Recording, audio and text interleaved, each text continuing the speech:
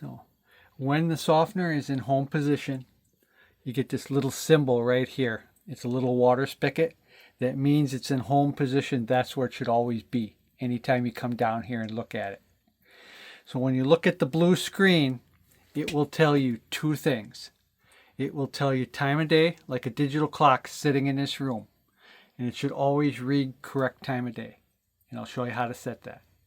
Then it switches and it tells you how many gallons of water can run through the water softener before it has to recharge itself.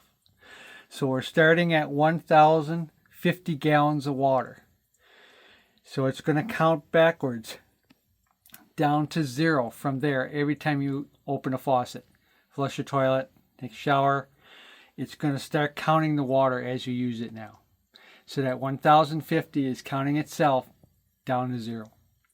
When it reaches 0, it tells the water softener it has to recharge. That's where our time clock comes in.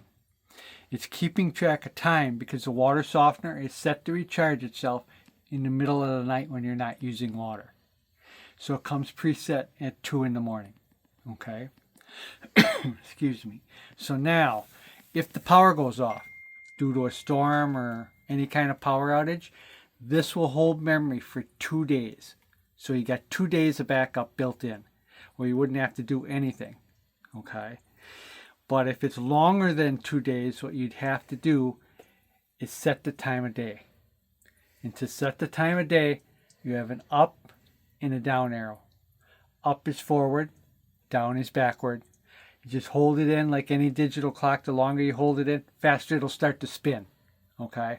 And you just get it to the correct time of day. This time clock, when it is on AM, does not say AM or PM. When it gets to 12 o'clock, the word PM will come in the upper corner. So that way you can tell between AM and PM. Okay? So it's up or down to set the time of day. Now, on the side, there's one additional button. That is a manual override. It allows you to override the meter and start a recharge manually if you wanted to. So if you thought the water didn't feel soft or you wanted to run it for any reason, by pressing that button in, it overrides the meter, starts a recharge. It'll go through one complete recharge, then it'll go back to the meter. Okay? So that's how our buttons work. On the back, that is our bypass valve. So it's a ball valve laying flat. If you ever have to bypass it, grab it and pull it sideways right toward you. And that's the only way it will turn. You'd have to force it and break it to go the other way.